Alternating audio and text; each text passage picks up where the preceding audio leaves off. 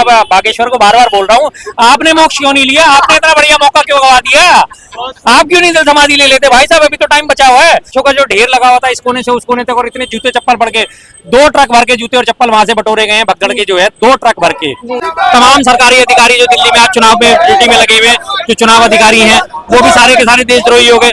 नमस्कार, मैं हूं अंजलि, आप देख रहे हैं लोक भारत और इस वक्त हम राष्ट्रीय राजधानी दिल्ली में मौजूद हैं। महाकुंभ, जहां पे 144 वर्ष के बाद जो है महाकुंभ प्रयागराज में आयोजित किया गया है। एक भगदड़ की घटना जहां पे हुई है, बड़ी चर्चा में इस वक्त वो है। आइए वीपी शर्मा जी से इस बारे में बात करते हैं। सर नमस्कार, बहुत बहुत स्वागत है आपका। सबसे पहली बात तो इस प्रकार की जो घटना जो हुई है, अभी 30 से 45 लोगों की मौत की खबर आई है महाकुंभ से, क्या लगता है ऐसी घटना क्यों हो जाती है? आपने यकीन कर लिया कि 30 से 45 लोगों की खबर है? सर बताया, आंकड़े यही बताए गए, बताए जा रहे हैं। आंकड़े बताए नहीं जा रहे, आंकड़े छुपाए जा रहे हैं। हकीकत जो है वो छुपाई जा रही है। आपको लगता है कि जब वहाँ लाशों का जो ढेर लगा हुआ था इस कोने से उस कोने तक, और इतने जूते चप्पल पड़ के 2 ट्रक भर के जूते और चप्पल वहां से बटोरे गए हैं भगदड़ के, जो है 2 ट्रक भर के। कितने होते हैं 2 ट्रक? कम नहीं होते। 2 ट्रक का मतलब हजारों लोगों के जूते चप्पल वहां पे गिरे, हजारों वहां पे एम्बुलेंस लाइन से लगी है, हजारों लोगों को स्ट्रेचर पे लेके जाना गया और हॉस्पिटल में उनको घुसने नहीं दिया जा रहा ताकि सच्चाई सामने ना आ जाए। पत्रकारों को हॉस्पिटल में एंट्री नहीं दी जा रही।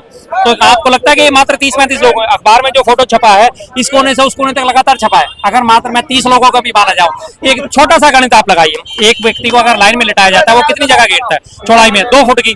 30 लोगों को लिटाया गया तो कितनी जगह घेरी जाएगी? 60 फुट की। लेकिन वो कम से कम 500 मीटर तक की लाइन है।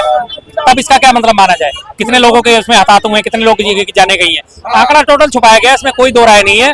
अपने आप को बेहतर दिखाने के लिए, अपने आप को बढ़िया दिखाने के लिए कि नहीं ऐसा कुछ नहीं हुआ, ये तो हमने बहुत बढ़िया कर रखी थी व्यवस्थाएं, कोई चिंता नहीं है, आप बेफिक्र रहिए। लेकिन जो हकीकत है वो सबसे छुपा ली गई है।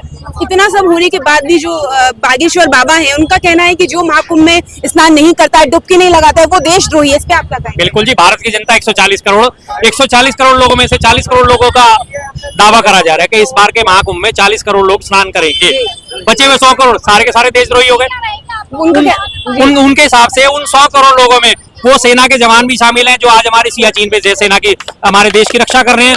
पाकिस्तान बॉर्डर के वो जवान भी शामिल हैं जो हमारे पाकिस्तान से रक्षा कर रहे हैं। बीएसएफ के वो जवान भी जिम्मेदार हैं कि जो आज बीएसएफ पे बॉर्डर सिक्योरिटी फोर्स लगी हुई, वो कुंभ में नहीं जा सकते क्योंकि उन्हें व्यवस्था संभालनी है। तमाम सरकारी अधिकारी जो दिल्ली में आज चुनाव में ड्यूटी में लगे हुए जो चुनाव अधिकारी हैं, वो भी सारे के सारे देशद्रोही हो गए। तमाम राज्यों में जो पुलिस प्रशासन है जो हमेशा 24 घंटे मुस्तैद रहता है, व्यवस्था संभालता है, और वो अपनी ड्यूटी के वजह से कुंभ में नहीं जा सकता, वो भी सारे देशद्रोही हो गए।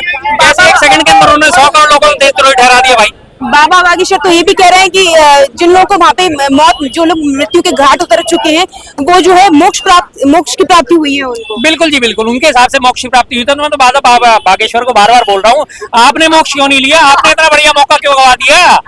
आप क्यों नहीं जल समाधि ले लेते भाई साहब? अभी तो टाइम बचा हुआ है। बसंत पंचमी आ रही है, बढ़िया दिन है। बसंत पंचमी का सबसे शानदार 5 तारीख को करिए, कल 2 तारीख है बसंत पंचमी, करिए जाके लीजिए जल समाधि, आप भी मोक्ष को प्राप्त हो जाएंगे। हमें तो चाहिए नहीं मोक्ष, हमें तो नरक मिलेगा, हमें तो पक्का पता है। सर अभी जो है अमित शाह जी जो है स्नान करने गए थे, और अब 5 तारीख को जो है पीएम मोदी खुद स्नान करने जा रहे हैं। क्या लगता है 5 तारीख को यहाँ पे जो है चुनाव होने वाले हैं और वो स्नान करने की बात कर रहे हैं? बिल्कुल बिल्कुल, चुनावों पे असर डालने की पूरी है।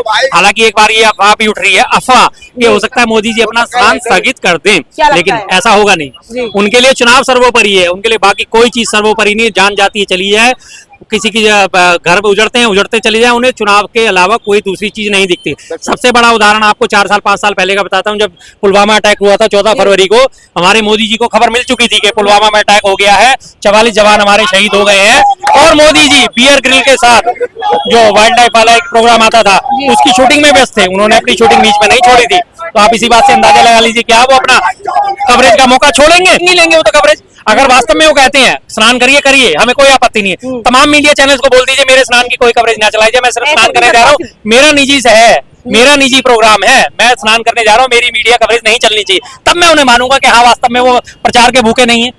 अखिलेश यादव ने भी ये वाली चीज, उनका बयान ऐसा आया है कि जो बजट आज पेश किया गया उससे ज्यादा ये महत्वपूर्ण है कि महाकुंभ में जितनी मौतें हुई है, वहाँ पे जैसे अस्पताल में लोग जा रहे हैं, और जितना जो आंकड़ा बताया जा रहा है वो सही नहीं है। जो सही आंकड़े उनको जो है बताना चाहिए। बजट से ज्यादा चर्चा महाकुंभ पे होनी चाहिए, इस भगदड़ पे होनी चाहिए। जिन लोगों ने अपनी जान गंवाई है इस चीज पे होनी चाहिए। जितनी अव्यवस्थाएं हुई हैं इन चीजों पे चर्चा होनी चाहिए, और अव्यवस्थाओं पे चर्चा होगी तभी आप हम उसको व्यवस्था में बदल सकते हैं। अगर कोई मुझे मेरी कमी नहीं बताएगा तो मैं कैसे उसे ठीक करूंगा। मैं घर से निकल रहा हूँ, मैंने एक जुराब काली पहन ली, एक जुराब सफेद पहन ली, मुझे तो याद ही नहीं है। मेरे बेटे ने बताया, अरे पापा क्या कर रहे हो यार, एक जुराब काली एक सफेद है। मैं उसे कहा, मेरी आलोचना कर रहा है, तू पागल आदमी है, तू मेरी आलोचना कर रहा है। जब उसने मुझे बताया कि एक काली एक सफेद है तभी तो मैंने अपने आप को सुधारा। तो इसी तरह जब आलोचना होगी तभी तो लोग सुधारेंगे अपने आप को। जब तक आलोचना नहीं होगी व्यवस्था नहीं हो सकती। महाकुंभ में ये जो भगदड़ मची है, लेकिन अब जो है बड़े बदलाव कर दिए गए हैं। वीवीआईपी जो पास है उसको रद्द कर वीवीआईपी जो पास है उसको रद्द कर दिया गया है, और जो मेला जो पूरा महाकुंभ जहाँ हो रहा है वहाँ पे नो व्हीकल जोन उसको बना दिया है। ये बड़े बदलाव अब क्यों किए गए? पहले क्या ऐसे बदलाव नहीं किए गए थे, या ऐसी जो व्यवस्थाएं थी वो नहीं की गई थी पहले? करी गई होती तो आज ये नौबत ही नहीं आती। क्या तो व्यवस्थाएं नहीं थी? मतलब व्यवस्थाएं नहीं थी, व्यवस्थाएं का ढोल पीटा गया। जैसे भी एक पीछे ढोल बज रहा है उसी तरह ढोल पीटा गया। बहुत बढ़िया व्यवस्था है हमारी, वीआईपी व्यवस्था है, लेकिन उस वीआईपी शामिल कौन थे? अंबानी शामिल था, अडानी शामिल था, हमारे अमित शाह जी शामिल थे, योगी जी का मंत्रिमंडल शामिल था। उन लोगों के लिए व्यवस्था शानदार करी गई थी। वो आराम से गए, जाके डुबकी लगाई, जल क्रीड़ा करी, योगी जी के मंत्रिमंडल को दिखा, कैसी बाल सुलभ क्रीड़ाएं कर रहे हैं योगी जी, कितनी बढ़िया बात है। अरे अरे देख के मन बेहलित हो गया, भावुक हो गए हम योगी जी को ऐसी जल क्रीड़ा करते हुए देखते हुए। तो ये सारी व्यवस्था उन लोगों के लिए करी गई थी। आम जनता की आप हालत देखिए, 3 पेंटून पुल, तीनों के तीनों कब्जा रखे थे। एक पीएसी ने, एक फौज ने और एक वहां के पुलिस वालों ने अपने अपने परिवारों ले जाके और उनको जाके दर्शन करा के ला रहे थे, उनकी जाके स्नान करा के ला रहे थे। और वीआईपी के लिए पूरा 1.5 किलोमीटर का सारा इलाका खाली करवा रखा था। यहाँ सिर्फ अडानी अंबानी जैसे लोग आएंगे, वही सिर्फ दर्शन करेंगे, जिनके लिए बकायदा उनमें किसी मंत्री का वो लेडी है, मैं उनका नाम नहीं जानता, उनकी सारी वो दिखा रही थी बार बार घूम के। देखिए कितनी शानदार व्यवस्था है, कितना बढ़िया आराम है। 4 तो पीएसओ उनके साथ चल रहे हैं, तो उनके लिए व्यवस्था नहीं होंगी तो हमारे आम जनता के लिए होंगी। सारा इलाका खाली पड़ा है, कहाँ है व्यवस्था? कौन सी व्यवस्था? व्यवस्था तो होगी नहीं जब आप वहां पे जाके देखिए ना, जहाँ पे घाटों पे लाइन लगी पड़ी है, लाशों के अंबार लगे हैं, वो दिखाइए व्यवस्था।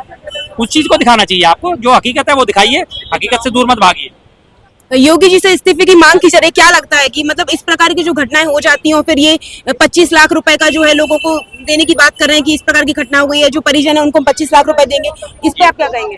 देखिए जी, 25 लाख रुपए की जो बात उन्होंने करी, पैसा देके क्या किसी की जान वापस आ सकती है? कभी नहीं आ सकती। आपकी ये व्यवस्थाएं खत्म हो सकती हैं, इन पे सवाल उठना बंद हो जाएगा, कभी नहीं हो सकता। हमारे जैसे लोग सवाल उठाते थे, हैं और रहेंगे। और रही बात उन्होंने जो 25 लाख रुपए की घोषणा करी है, वो मिलेगा या नहीं मिलेगा कौन जानता है। आज से करीब 2 महीने पुरानी बात है, आपको याद होगा रामगोपाल मिश्रा मारा गया था, उसके लिए 10 लाख रुपए का मुआवजा घोषित हुआ था। क्या आज वो मुआवजा उसे मिल चुका है? क्या कोई मेरा कोई ज्ञानवर्धन करेगा कि हाँ उसको रामगोपाल मिश्रा के परिजनों को 10 लाख रुपए मिल गए हैं? घोषणा करी गई थी। उससे पहले का और आर्यन मिश्रा जो मारा गया था लड़का, उसके लिए भी घोषणा करी गई थी मुआवजे की। क्या वो मुआवजा उसे मिल गया? आज वो 1.5 साल से उसके जो है परिजन जो है बैठे हुए हैं, आज तक उन्हें मुआवजा नहीं मिला। घोषणा करना अलग बात है, अभी तो तहकीकात करी जाएगी कौन मारा गया कौन नहीं मारा गया। प्रोसेस होता है ना, वो तो पैसे ऐसे थोड़ी किसी को दे दिए बिल्कुल जी, प्रोसेस होता है। तो प्रोसेस कितना लंबा चलेगा? मेरे ही परिवार के व्यक्ति मारा गया, मेरे ही परिवार से संबंध मांगा जाएगा कि वास्तव में पहले साबित करो कि आप इसके बाप हो या नहीं हो। आप अपनी जन्म कुंडली निकाल के फिर वो मिलेंगे या नहीं मिलेंगे कौन जानता है। मैं कह तो रहा हूँ 2 महीने से ऊपर हो गए रामगोपाल मिश्रा की मौत हुए हुए, उसको 10 लाख रुपए का मुआवजा घोषित करा था। क्या आज उसे मिल गया? और चलो मिल भी जाएगा तो क्या किसी को पैसे देके उसकी जान वापस आ सकती है? क्या आपने जो गलतियां करी, क्या उन गलतियों का खामियाजा जनता भुगतेगी?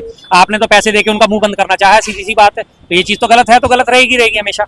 क्या कहेंगे जनता से कि ये जो इस प्रकार की घटनाएं हो जाती हैं, अब उनको महाकुंभ में जाना चाहिए कि नहीं जाना चाहिए? बिल्कुल जाना चाहिए, लेकिन अपनी जिम्मेदारी पर। जैसे बसों में लिखा होता है ना, सवारी अपने सामान की स्वयं रक्षा करे, बात खत्म।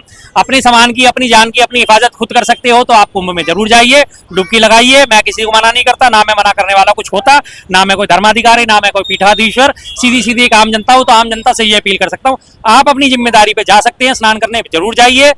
व्यवस्थाओं के भरोसे, शासन के भरोसे, प्रशासन के भरोसे बिल्कुल मत जाइए।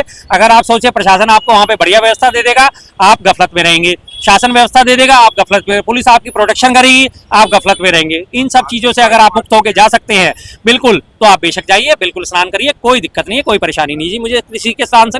सीधी सी बात है। दीक्षित जी जो काम करे, आज उन्हीं कामों के ऊपर केजरीवाल साहब आके अपनी मोहर लगाते हैं। हमने ये काम करा, हमने वो काम करा, हमने आज 24 घंटे बिजली फ्री दे रहे हैं, 24 घंटे बिजली की सप्लाई दे रहे हैं।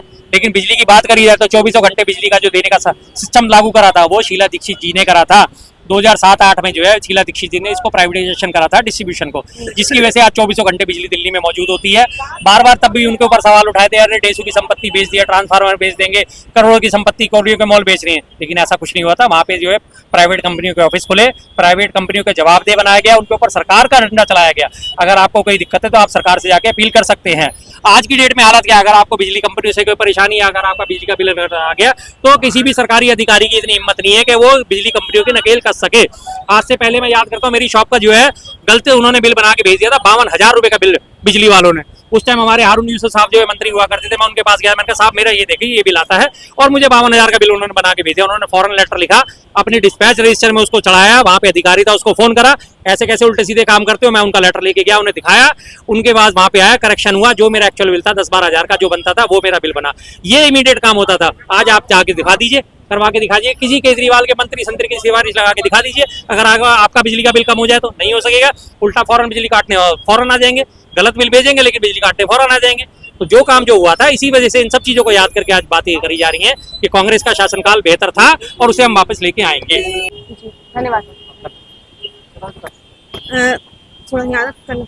देखिए, हम सुन रहे थे अभी पीवी शर्मा जी को, जिन्होंने हमें महाकुंभ के बारे में बताया। ऐसी खबरों को जानने के लिए आप जुड़े रहिए लोक भारत के साथ। मैं अंजलि, धन्यवाद।